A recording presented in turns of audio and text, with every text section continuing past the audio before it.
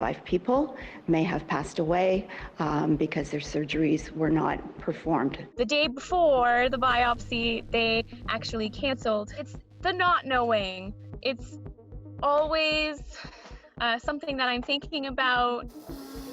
Thousands of medical procedures and surgeries are being canceled because of the pandemic. Now we are learning people with other serious conditions may have gotten sicker or died as hospitals wage an all-out battle against COVID-19.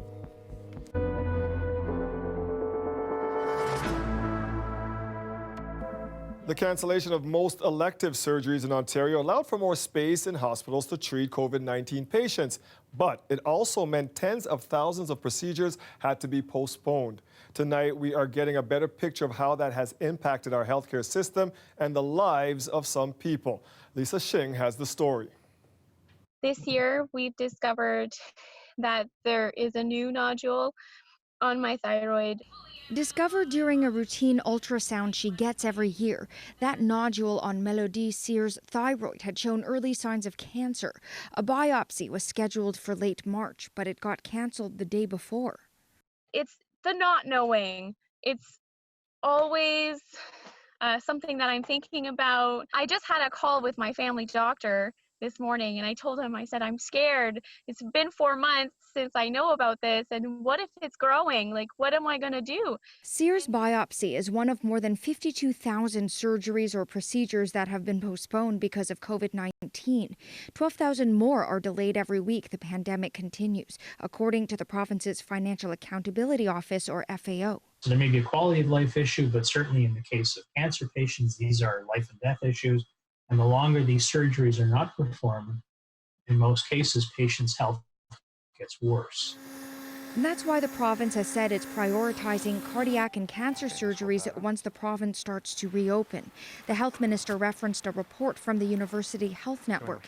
Its modeling showed 35 people could have died waiting for heart surgery. There may be some people who die because of cardiac or cancer deaths, but we also saved thousands of lives by moving as quickly as we did.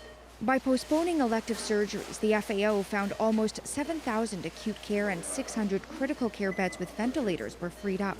Now that the province is looking at opening up, what could that look like for surgeries? This will not just be going back to the way we used to do it. How do we minimize the or sort of maximize the safety for the people who are doing the procedures, who are putting the patients to sleep, who are caring for them after the surgeries, and also maximize the safety for the patient themselves. That means health officials will have to make sure there's enough personal protective equipment, ventilators, and staff to perform those elective surgeries and be prepared in case there's a spike in COVID-19 cases. Lisa Shing, CBC News, Toronto.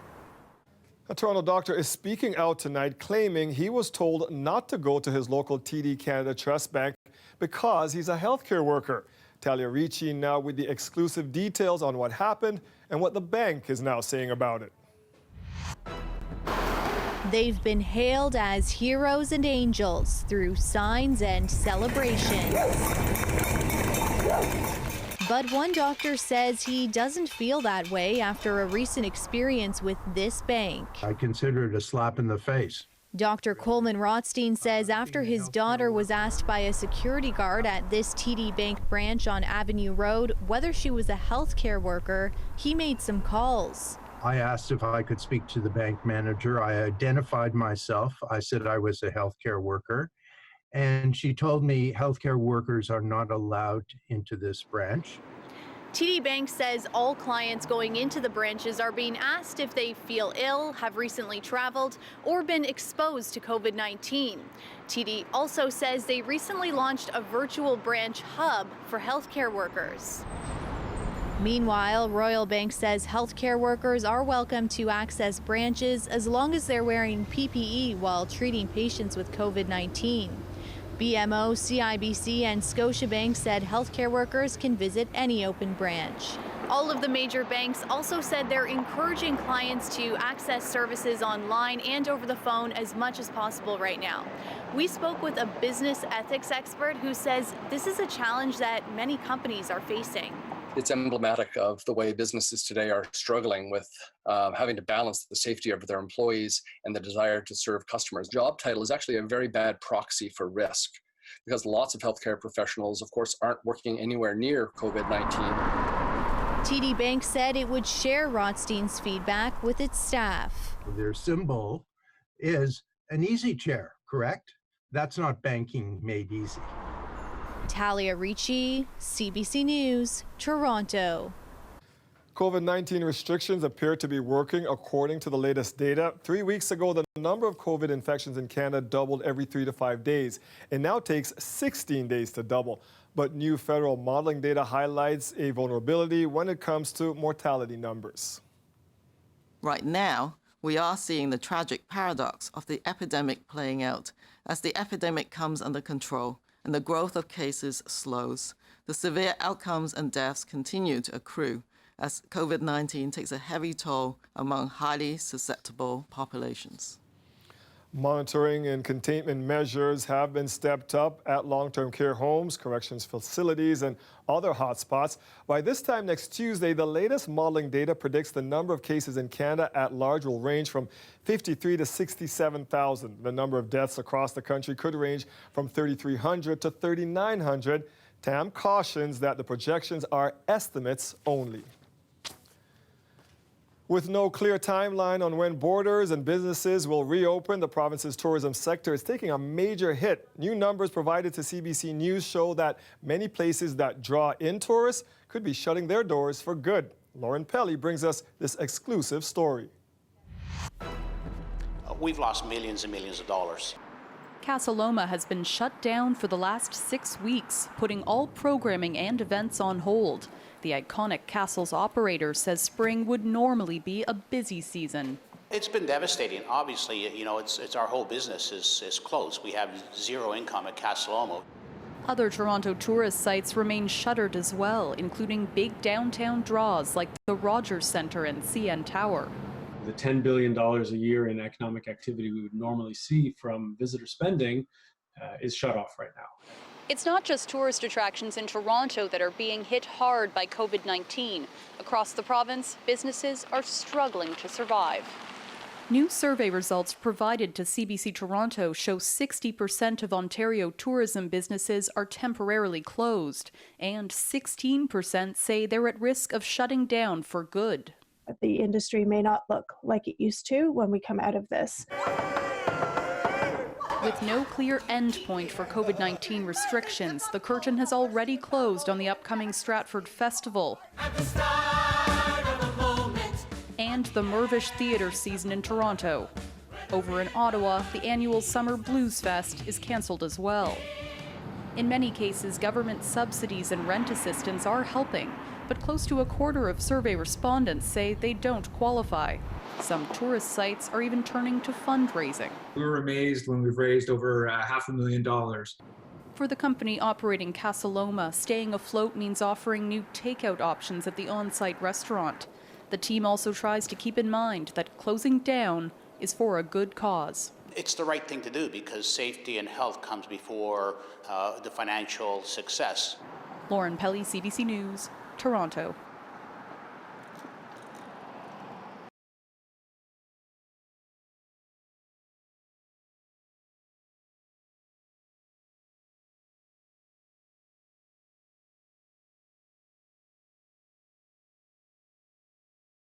Sorry about that, some technical difficulties there. Convicted drunk driver Marco Musso, who killed 4 members of the Neville Lake family, has been granted day parole. Musso killed 3 children, Daniel, Harry, and Millie, and their grandfather, Gary Neville, in an early morning crash in Vaughan in 2015. He was sentenced to 10 years behind bars after pleading guilty to 4 counts of impaired driving causing death. His parole hearing today was adjusted due to the COVID-19 pandemic, only allowing members of the victims' families to participate in the hearing over the phone. The family also took to social media, though, yesterday asking for Musso not to be granted parole. Marco Musso, you took my son Daniel away from me. You took my Harrison away from me. And you took my daughter Milagros away from me. How come you get to come home and they don't? The board granted day parole to Muzo, but denied him full parole. His conditions include no contact with the victims and some geographical restrictions. After the hearing, Jennifer Neville Lake, who lost her 3 children and father, released her thoughts on social media. She posted this on her Instagram saying, "No matter what happened today, Daniel, Harry, and Millie don't get to come back home. My dad isn't coming home to my mom. Nothing changes for me. If you wrote a community statement for my family, thank you for doing your best.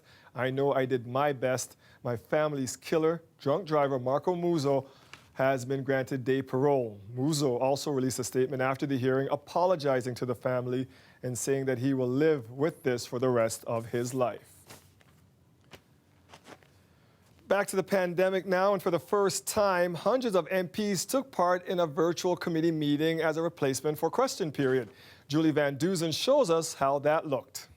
This is a historic date, and we are doing a first. It's not as dynamic as question period in the House of Commons. Today, for the first time in Canadian history, MPs from across the country met in one big Zoom committee. Should any technical challenges arise, yes, in this pandemic, this is virtual question period, available to all 338 MPs. Some joined in their offices, some at home. More than 280 jumped on with varying results. Yes, there were a few glitches. Can you hear me? Can you hear me? You're on. Mr. Speaker, I'm not hearing sound. Sorry, there's an issue with the translation. Mr. Speaker, we can't hear him. Okay, we have another point of order. We're having a technical issue. I just want to pause for a second. Just like your family and office Zoom calls, there's an effort to gussy up the backdrops with flags, art, plants, family photos, and plenty of books. The topic was all COVID-19, its impact on health and the economy. Make sure we're protecting people. The rate at which Health Canada is providing approvals to companies who are looking to offer new testing kits. It is really important that we get testing up to speed. We're also leveraging our Point of order, Mr. scientists. Speaker. I can't hear the response. There was nothing zen about this Zoom.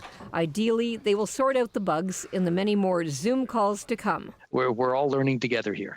Tomorrow, another gathering, this time in person, when some MPs and cabinet ministers will meet while respecting physical distancing to discuss funding for students affected by this pandemic. Julie Van Duzen, CBC News, Ottawa.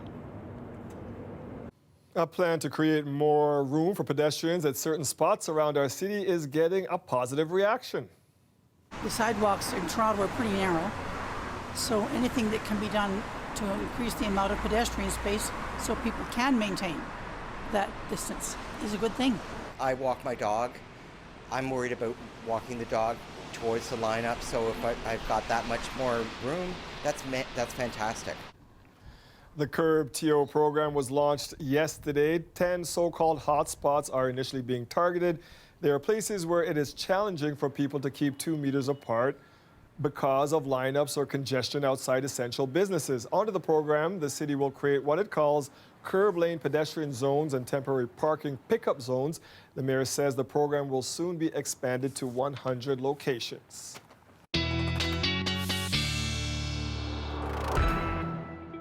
And Colette, I know you're out there walking your little doggy, so you must like this too.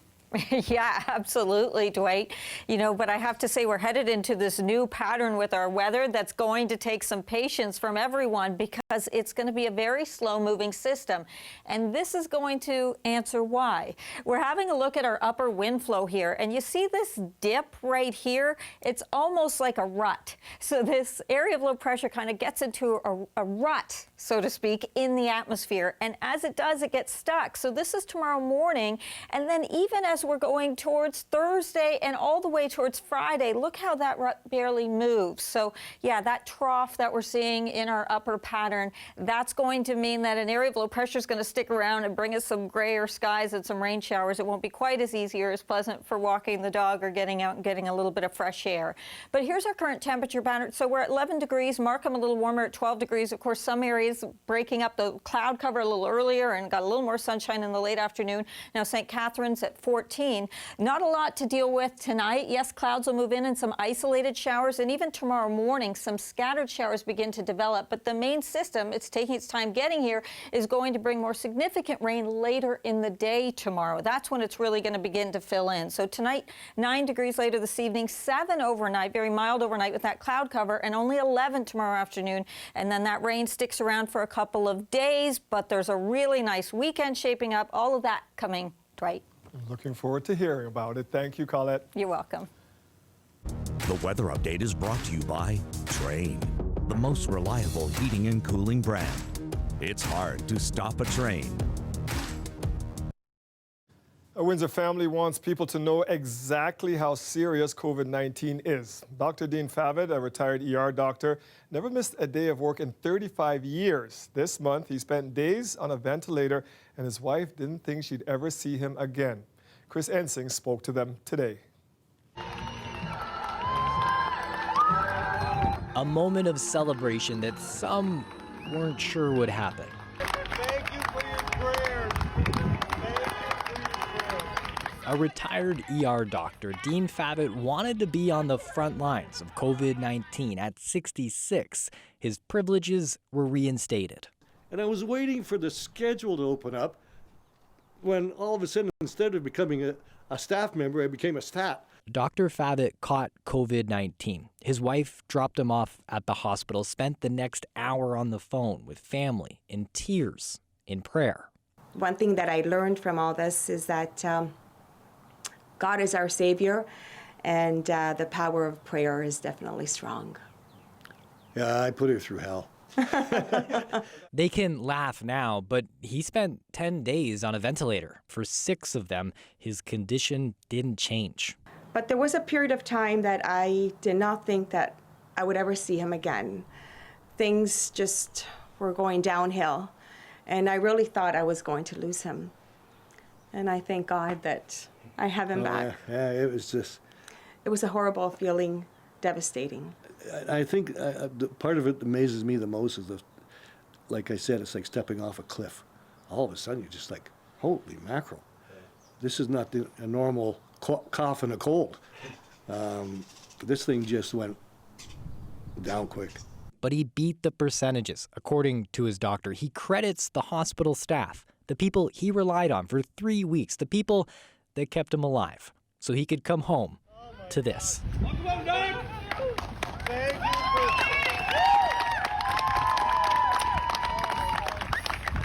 I just prayed, and my prayers were answered. Thanks to everybody that helped me out. Today, the ER doctor who survived this deadly virus has a prescription for people watching. Pay attention and be patient. You know, the world's on a reset button, and nothing's going to be the same. We may have to all walk around with masks. Okay, so be it. It beats the alternative that I went through. Yeah. It only takes 3 weeks to make a behavior a habit. So this is not a big deal here. You know, wash your hands, stay in the house, and 6 feet apart. Good advice, Doc. The coronavirus death toll in France passed 23,000 this week, the 4th highest in the world behind the U.S., Italy, and Spain. Still today, France's prime minister announced it was time to ease restrictions to stop an economic collapse.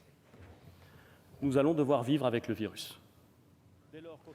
Edouard Philippe said today we are going to have to learn to live with the virus, adding the virus will continue to circulate among us. It is not a cause for joy, but it is a fact. France will begin emerging from their lockdown on May 11th, but only if new cases of coronavirus infection drops below 3,000 per day. The United States surpassed 1 million cases of the virus today, the most anywhere in the world. The pandemic has put a major strain on the healthcare system there, especially in cities like New York. Today, frontline workers got a thank you message in the skies.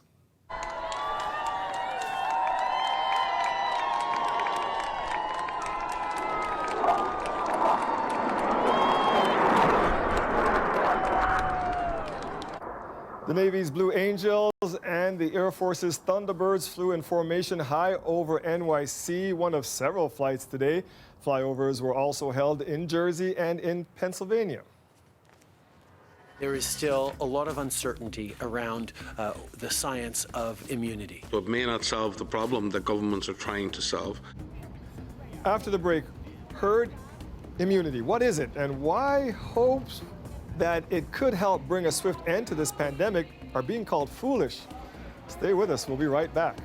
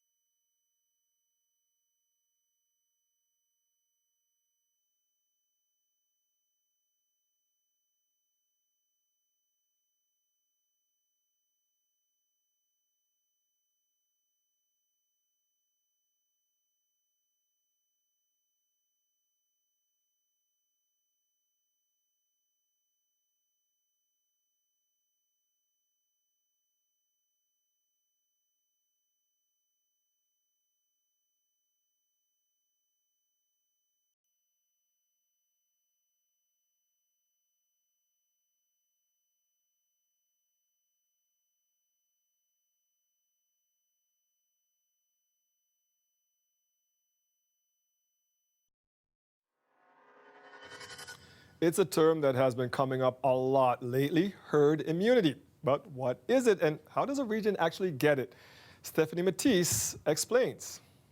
The science of immunity. The Pan-Canadian Task Force on Immunity to figure out what is the reality around immunity. Herd immunity happens when enough people build a resistance to a virus. It happens in two ways: catching the infection from someone or getting a vaccine. And in this case, we know a vaccine is still a long way off. There's been an expectation maybe that herd immunity may have been achieved and that the majority of people in society may already have developed antibodies. I think the general evidence is pointing against that. A region achieves herd immunity when enough people have antibodies to a disease so it stops spreading. Most health experts think aiming for herd immunity through exposure is risky. The reality is that we can't control how this disease spreads in the population. Once we start experiencing epidemic growth, people get infected very, very quickly, and very quickly our health system gets overwhelmed. Especially since there's no precedent for COVID-19 in humans, it has a high attack rate and everybody is susceptible to it. The idea of sort of generating natural immunity is actually something that is not something that I think should be undertaken. I personally think that, we, as the chief medical officers, we would, really be extremely cautious about that kind of approach. Plus, about 60% of us would have to have antibodies to achieve the right level of immunity. There are blood tests to figure this out. We are definitely finding people who don't have a record of being infected, don't remember being symptomatic, who have antibodies that suggest that their immune system actually mounted a response. And Canada has established an immunity task force to look into this. One hopes that eventually we'll test a random sample of the population and see, is there evidence that they have been exposed to this infection? It's still early days to know how many of us have been exposed, if we're immune, and how long that might last. There seem to be a lot of regions who are putting out studies that are showing, 5% or less of the population have been infected. In general, there's no study that's come out that said that we're at herd immunity. In hotspots like New York or on cruise ships, scientists say more people might be immune because of the high infection rates, but even those numbers are low. In Canada, we haven't measured this at all, and scientists say because of physical distancing measures, our exposure rates likely are also low. But knowing for sure could make a difference in how we move forward. The decisions that we make regarding social distancing may be different for a community that has no herd immunity. So this may play a major role as we move forward into a next phase of response. Stephanie Matisse, CBC News, Toronto. Despite all of the talk about COVID-19 overwhelming our hospitals during this pandemic, emergency rooms across Canada have been unusually quiet. Doctors say some patients may be too scared to seek the help they need. And as Joanna Remiliotis explains, that hesitation could mean the difference between life and death. I had an explosive, out of nowhere headache. The pain was sudden and unbearable. With a history of strokes, Desiree Diaz would normally race to the emergency room. Not this time. Way too scared to go, and more than that, I just felt like my social responsibility was to not just protect me, but protect everybody else around me. COVID-19 kept her away, and hundreds of thousands of Canadians too. The drop in ER visits across the country in the last few weeks is dramatic, and doctors are worried. We know statistically that the rates of heart attacks and strokes stay pretty stable, and with the decrease in presentations to the ED, they're happening. They're just happening somewhere outside of the departments. At Toronto's University Health Network, ER visits are down by half. When people do show up, their symptoms are more severe. And while the numbers aren't clear yet, the fear is others didn't make it. But I think that you're going to see an increase in people who have died at home, and you're going to see an increase of people with cardiac complications. That concern has prompted an extraordinary call to remind people that while hospitals are busy with COVID-19, they're not overwhelmed, and COVID-19 cases are being assessed and treated separately. What Canadians need to know is that our emergency departments are open, they are available, and they are safe. As for Diaz, her headache only got worse. 10 days later, she finally went to the closest ER. Thankfully, it wasn't another stroke, but she needed a change in her regular medication to get rid of the pain. Her message now? You don't need to worry like I did. You can actually just go and get the help that you need. At the very least, she says, for the peace of mind that comes with it. Joanna Remiliotis, CBC News, Toronto. We got to protect our children. Children can't protect themselves. They rely on us to make a decision.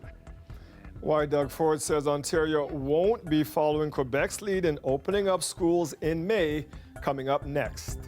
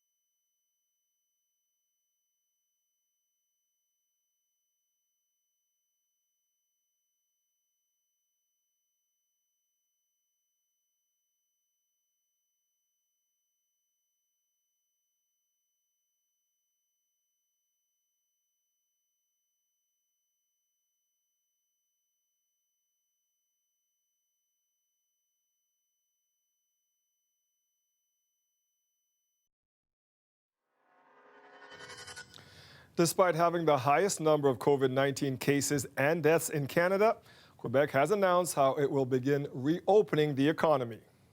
We think that in the population in general, it's quite under control. 3 sectors will open on May 4th. Retailers with outside access, those who work in construction, and factories that can follow physical distancing guidelines.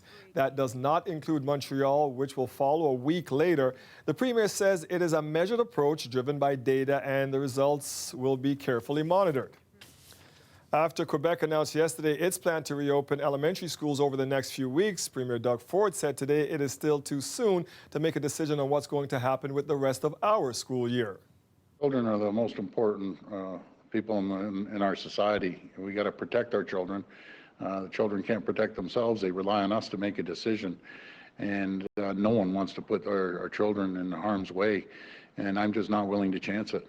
Just not willing to chance it. They're resilient, but still, let's wait until the end of May, and then we'll make that determination if we're going to continue on for a few weeks going back to school, or if we're just going to scrap the rest of the school year. But again, that's going to be their choice in Quebec. That's not our choice. For many colleges and universities, the school year is coming to a close, but since the pandemic started, instruction and testing has been online. It's an experience that's left many students feeling shortchanged, particularly those in hands-on practical programs. Deanna Sumanak-Johnson tells their story. I'm gonna make chocolate chip cookies. There is no stopping Maria Briguette from baking, even in the small kitchen of her basement apartment. But she'd rather be learning to do it in the professional kitchens of her program at Centennial College. So our program is more than, I don't know, let's say 70 or 80% in hands-on. So, and not being able to learn techniques or recipes, it's kind of frustrating. Since universities and colleges went online, students in programs that require specialized equipment or demonstration of a practical skill have been experiencing particular challenges. Maria Briguette received good grades, but especially as an international student who came here from Mexico, she doesn't feel she got her money's worth. We miss a little bit less than half the semester, but we pay the same amount. For other students, not getting access to equipment means not finishing their final project, crucial for entering their fields. Like this aspiring director who was going to send his final project, an almost completed short film, to film festivals. When you're entering festivals and stuff, they're expecting that sort of highest level that you can possibly provide. And if you shoot footage on your iPhone or whatever, it's not going to match with the cinema cameras that the school is kind enough to let us use. Colleges like Toronto's George Brown say they've adapted the best they can, with instructors and students demonstrating skills in videos, from the culinary arts to welding. In some cases where it is lab-based, we plan to make opportunities for students to come back and get access to those labs. The president of George Brown has a different kind of commencement speech for this year's grads. Be resilient, learn resilience, be innovative. Resilience and innovation that may be the recipe for a bright future, even if baking the cake of their dreams has to wait. Deanna Sumanak-Johnson, CBC News, Toronto. If you scroll through social media these days, you may notice more people flexing their bartending skills while stuck at home. Alicia San looks at how home isolation is reviving this retro trend. What are you going to make me? A Negroni. Who's been the Stanley Tucci of your friend group? On Instagram, flexing their new at-home cocktail-making skills? With many Toronto bars now selling alcohol and delivering cocktail kits, don't be surprised if your friend has a freshly shaken daiquiri the next time you dial them. In 1961 or 62, I think the daiquiri was like the most popular cocktail in North America. And a lot of that had to do with the fact that JFK and Jackie were fond of them. Cocktail historian Christine Sismondo says the new at-home bartending trend is quite retro. In the 1950s, there was a certain amount of pride in being able to mix this up. This is back when you could actually have people in your living room for cocktail hour. At-home bar, when did that fall out of fashion? People started drinking less in general. Also, vodka became more popular. So a lot more people just wanted a really simple cocktail in the 70s and had like vodka mixed with orange juice instead of making like the ornate old-fashioned and figuring out how to do everything from scratch. Bars like Project Gigglewater have been selling cocktail kits so you can make their cocktails from scratch. People just order through Instagram or email. And It's just owner Alfred Sue at the bar these days, slicing garnishes, making syrups, trying to make ends meet during the closure. so I was like, okay, I gotta do this. They've been selling about 30 a week. Yeah, it's definitely helping to pay the rent. Probably not going to go right back into, okay, the bars are open and everything goes back to normal. Probably the first thing that is going to happen is we're going to be allowed to have small gatherings. And what better than to be able to show off your cocktail making skills that you learned during the pandemic. Thank you. Yay! Okay, so I got the Get Hype and Skype cocktail kit because obviously I thought it was fitting. Tequila. Mix, little garnish. All of this tequila in here. There's 6 servings, don't at me. I don't have a cocktail shaker, so this is gonna have to do. It's cocktail hour by the time this airs, right? Okay.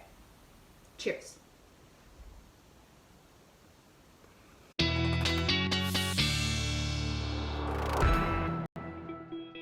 Yes, Ali, it is cocktail hour, so you're okay. I'm not sure what the producers were trying to say here, Colette, by putting that story right before you come up, but, you know, I'm a G&T guy. How about you? I like anything like spicy mezcal and then something spicy with it, so it's smoky and spicy together. Interesting. Okay, I'll Yes. keep that in mind. I'll hook you up sometime. We'll have to trade our cocktail recipes. And I have to admit, it didn't take a pandemic for me to get interested in making cocktails, but I'm glad there's other folks getting on board here.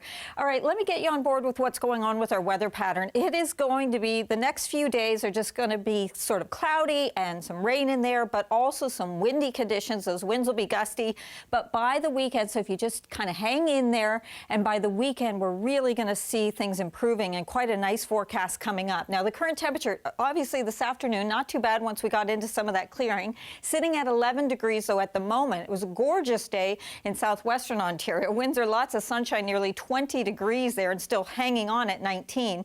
But here's this main system back to the west of us, and as I was talking about earlier in the show, we've got a real deep trough in the jet stream, and because of this, the upper wind's not really pushing this thing along, so it's going to be with us and having an impact on our weather for the next few days. So the way it works out is that for this evening, there's a slight chance of some isolated showers into the overnight hours, and tomorrow morning a bit of a chance. It's more so as we get towards tomorrow afternoon that we get into at least a pocket of some rain pushing through, then some breaks, and then some heavier stuff will come through Wednesday night, and that carries on and carries over into Thursday morning.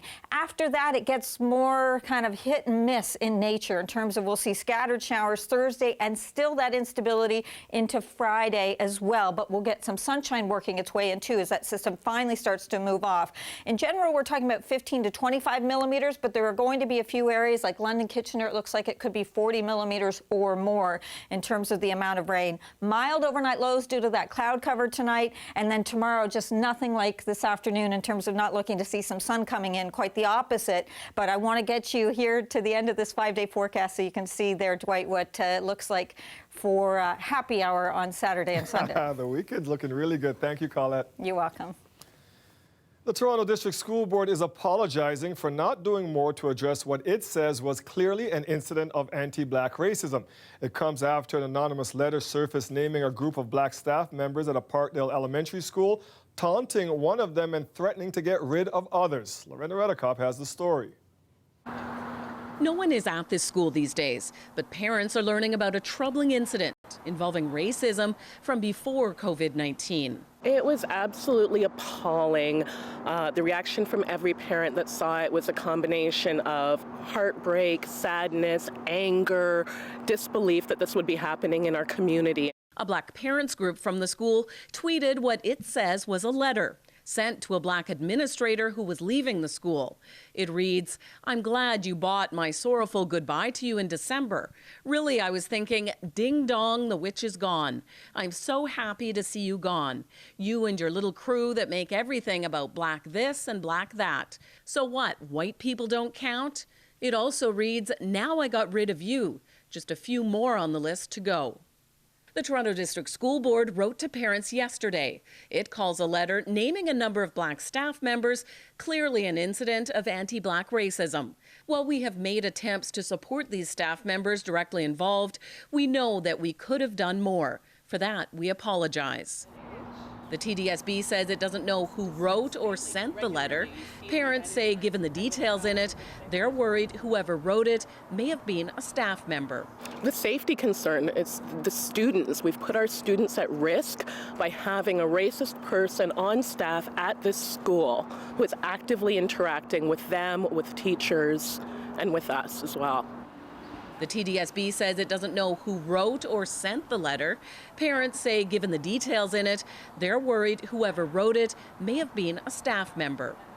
The school board says multiple investigations are ongoing with the Toronto Police Service involved. And it says the principal will be on leave while these investigations are being conducted. Lorenda Redicomp, CBC News, Toronto. I thought, how do I reach out to Blue Jay fans now that there's no baseball? But why are you wearing an Expos hat? We'll deal with that after. He used to call balls and strikes. Now he's called almost 1,000 Blue Jay fans to say hi. More on why Jamie Campbell is spending his quarantine time on the phone next.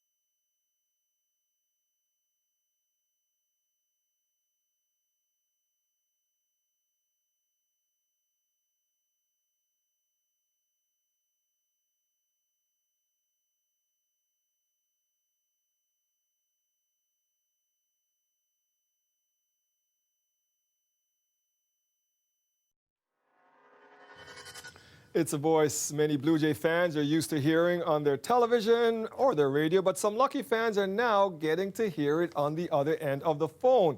While in isolation, longtime Jays baseball host Jamie Campbell is calling fans out of the blue just to chat.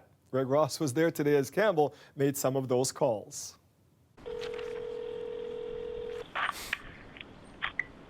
Hello? Kathy, Yes? good afternoon. It's Jamie Campbell, the host of Blue Jays Baseball on Sportsnet. Hello, Jamie Campbell. How are you? If you're a Blue Jays fan, it's quite possible you could also be receiving a phone call like this one from the host of Blue Jays Baseball on Rogers Sportsnet. I thought, how do I reach out to Blue Jay fans now that there's no baseball? Jamie Campbell says the idea came to him about 5 weeks ago, not long after learning the start of Major League Baseball was going to be delayed because of the COVID-19 pandemic. Thought I'd call and see how you're doing without any baseball to watch. That kind of sucks. He now makes calls just about every day to Blue Jays fans all over the country. I've learned every area code in Canada by heart. He says he's already made close to 1,000 calls. I've got the book here. I logged them all. It's my son's reading book from public school. And every name that is listed that you see there, I have called. And while he never rushes anyone off the phone, he admits some calls last longer than others. Sometimes it's so disbelieving that they don't actually believe who I'm identifying myself as being, and they think it's a telemarketer. So I've been hung up on. Those who do stay on the line usually want to talk baseball, like Larry Hunt from Kitchener, who spoke with Campbell for nearly half an hour. Is it kind of neat that you could swap stories with somebody who actually covers the team? That was amazing, and we had some great stories, and it was just a tremendous interaction. And it went on for some time. Was it strange to hear that voice coming through your phone instead of your television? It was strange, but you know what? It was really nice because, Jamie, we miss you this year. Aww. We don't just miss the Blue Jays, we miss you. Campbell says aside from the fact that he has a lot of extra time on his hands these days, his reason for doing it is because it's the kind of thing people need right now. This is me caring and me wanting to know how they're doing.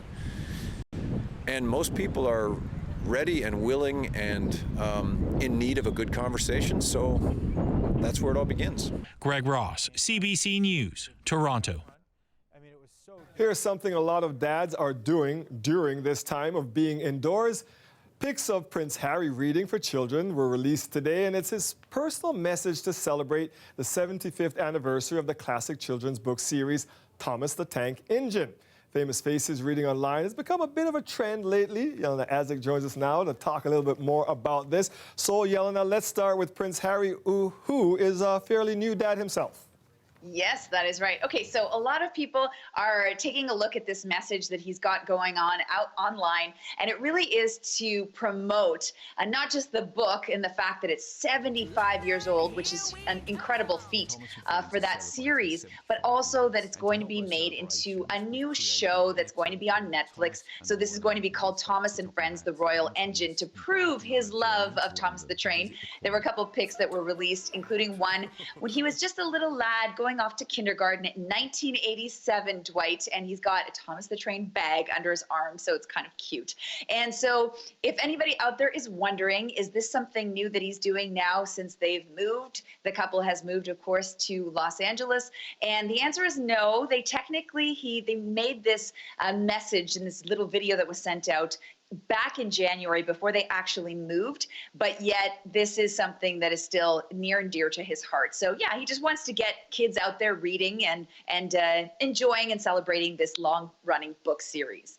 I miss reading to my kids. They don't let me read to them anymore now that they're teenagers. Now, it's become quite popular during these times to see prominent people reading to their kids online. So who are some of the others you've come across? Yeah, okay, so there's an incredible thing that's been going on Instagram. It's called @SaveWithStories, and it was started by Jennifer Gardner and Amy Adams. The two actresses know that when people and kids, they're not in school, a lot of them don't have access to food programs. So their way of fundraising was to get their celebrity friends to read various books, and there are a couple of Torontonians on board too. Have a look.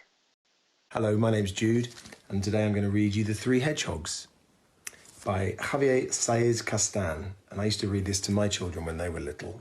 Hi, my name is Carly Rae Jepson, and today I'm going to be reading you a book called Thelma the Unicorn. And this is a book called When I Grow Up by Ali Yankovic. That's me! Because my way of telling stories is through song, I thought I would get my guitar out and sing some songs with you. It made the children laugh and play to see a lamb at school. I would have laughed too if I saw a lamb at school. Good job, guys.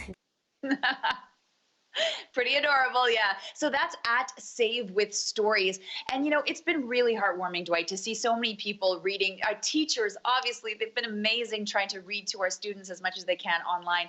But it's really fun to see these public figures doing the same thing, too. It's very cool. Now jump online and check it out. Thank you for this, Yelena. See you soon. After the break, today's Frontline Hero. We'll be right back.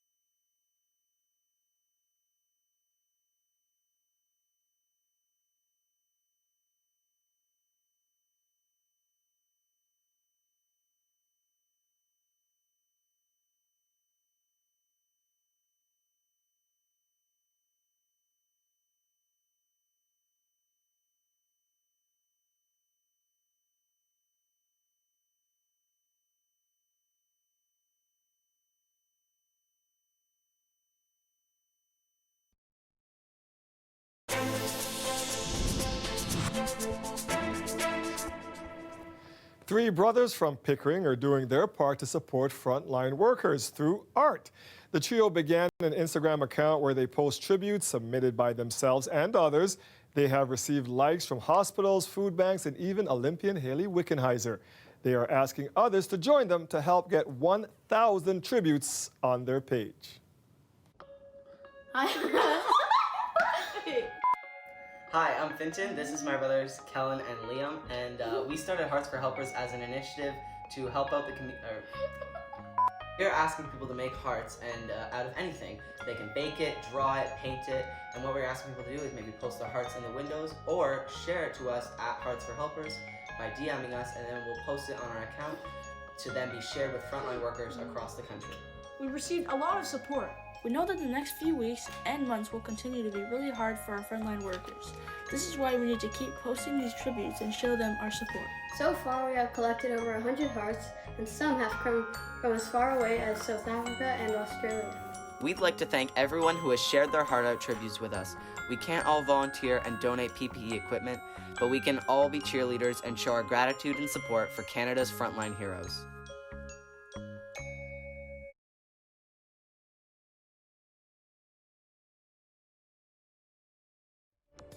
Thank you for everything you're doing, Kellen, Fenton, and Liam. If you'd like to share a story about your frontline hero, send us a selfie-style video explaining why they are a hero to you. Tag us on Twitter or Instagram at CBC Toronto. Send us a message on Facebook or just email us at torontotips@cbc.ca. That is our show for tonight. Thank you for joining us. Mike Wise has your next local news tonight at 11, right after the National. We will see you back here tomorrow at 6. But before we go, this is a look at the CN Tower last night. Operators were testing out its lighting system, resulting in a very cool, colorful show for you. Have a great night, everybody, and stay safe out there.